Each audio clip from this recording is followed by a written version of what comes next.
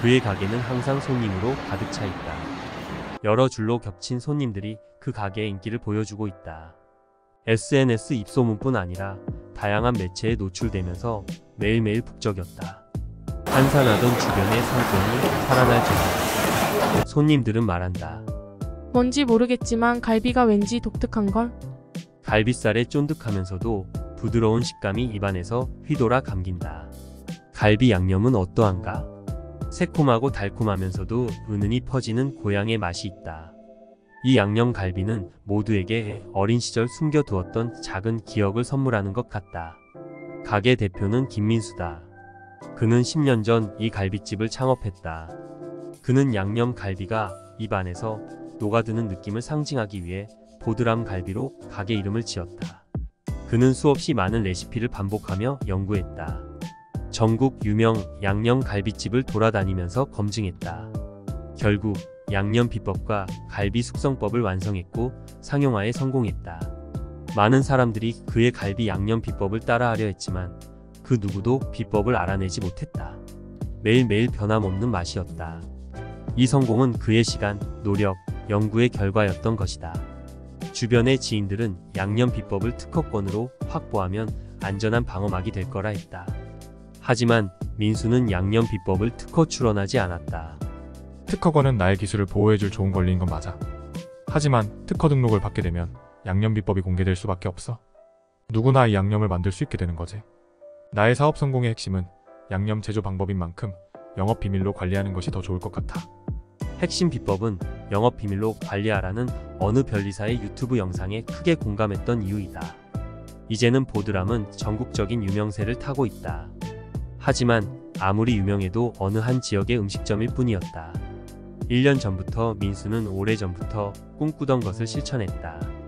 그의 꿈은 요식업계에서 주목받는 기업인이 되는 것이었다. 계획에 맞춰 보드람 갈비에서 주식회사 보드람으로 법인화에 성공했다.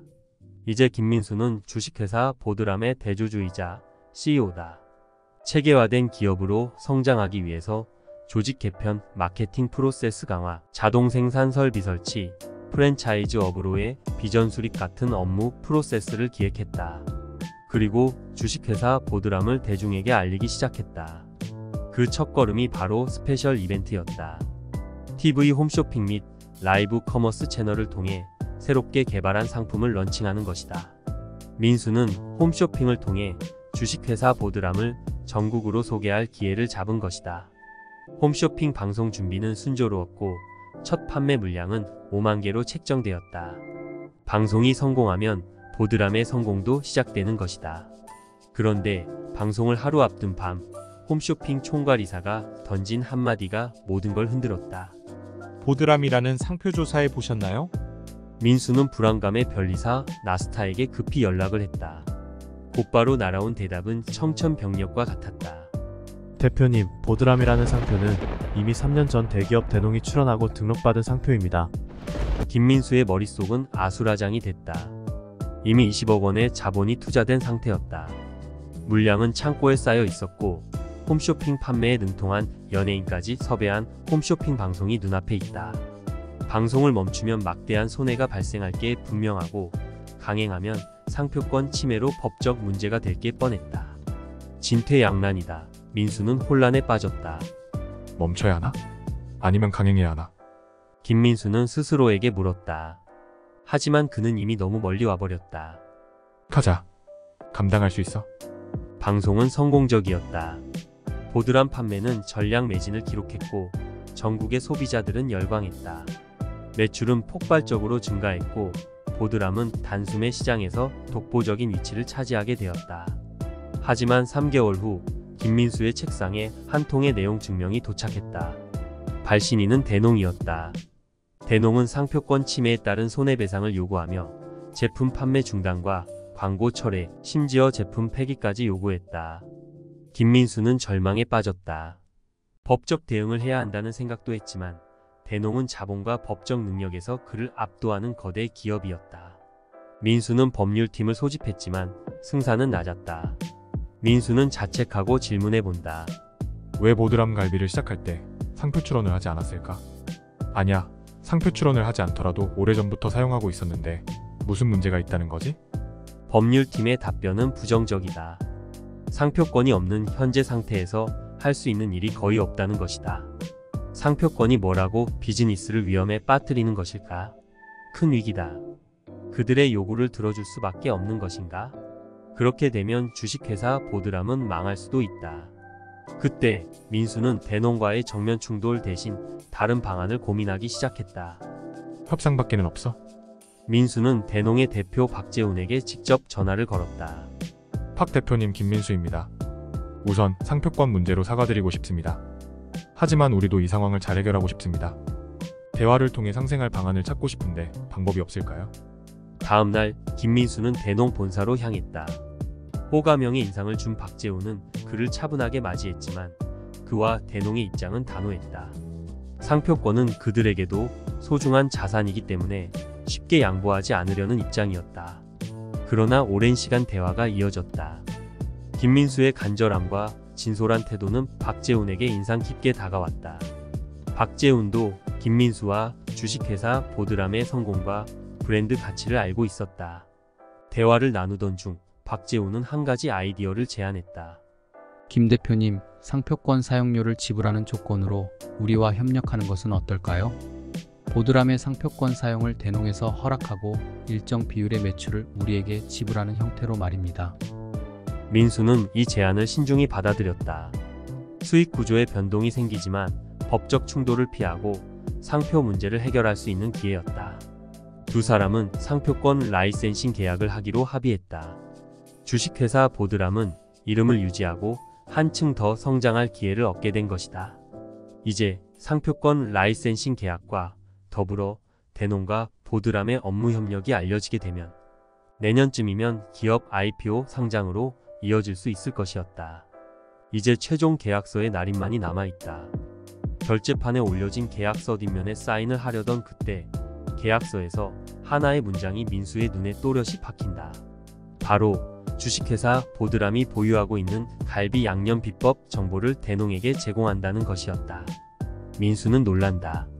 이게 왜 계약서 조항에 있는 거지? 잘못 본 것인가? 민수는 혼란스럽다. 의심이 들기 시작했다.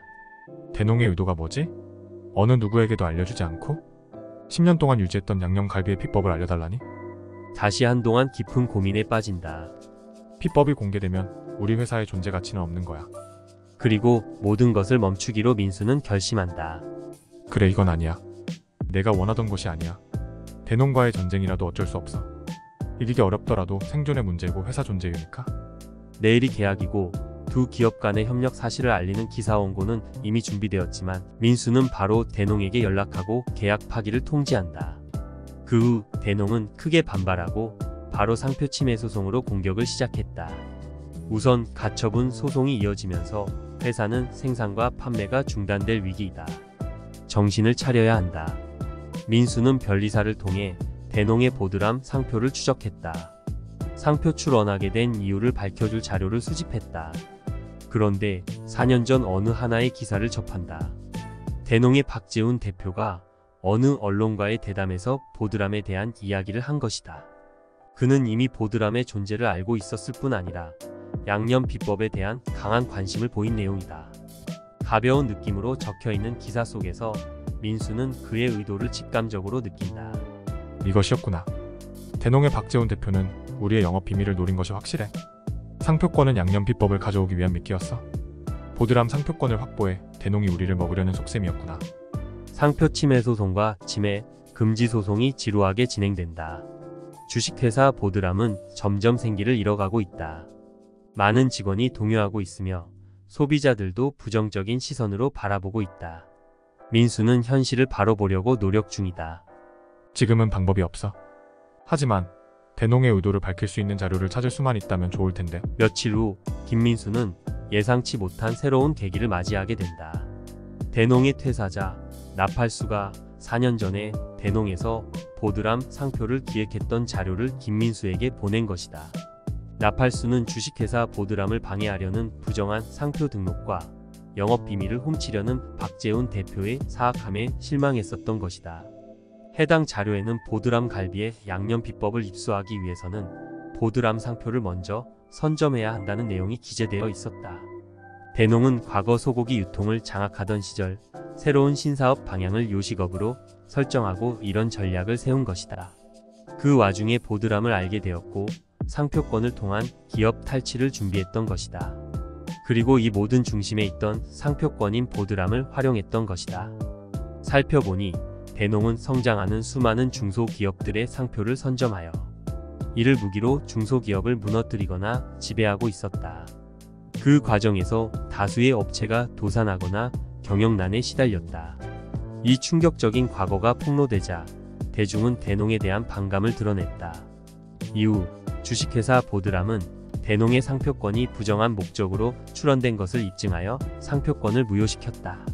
그리고 주식회사 보드람이 원래의 상표권자의 지위를 인정받아 보드람 상표권을 취득할 수 있게 되었다.